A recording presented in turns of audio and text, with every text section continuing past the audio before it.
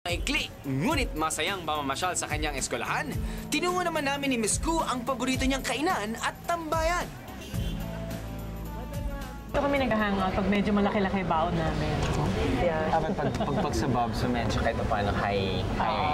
Hindi kami sa school canteen. Dito kami pupunta. Saucy. Pag gusto namin maging a little saucy, yeah. So yung menu? Sino mo babayad muna? Kayo. Ako ba? Oh, sige na nga. With your looks, di ba? Okay. Pero but you're the man. Okay, you have to try the burger here. The burger? Yes! Parang hindi ka nakapunta sa Bacolod if you've not eaten the Bob's Burger. Appetite ko. Baka yung burger nila. Maliit? Oo eh. Hindi, malaki. Believe me. Hindi ako pwede mag-burger ngayon. Oh, bakit? Baka tumaba ako eh. You can afford it. Yeah. I'll just have a sizzling tenderloin. Hindi pala. Hindi, video lang. Okay, wait. Yung Bob's Giant Cheeseburger. Yun. Naman, paghuhuli ba ang inyong biyahero sa tikiman?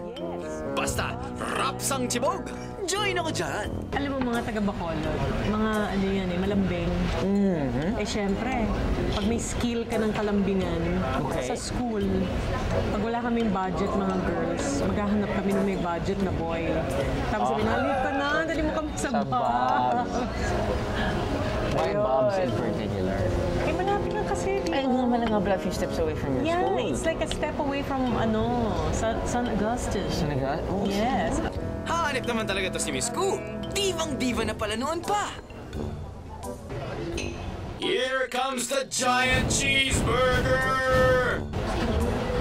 Wow. Oh, sabi laki, di ba? Wow! Pang Guinness Book of World Records yan ah! Hati tayo dito, Miss Ku?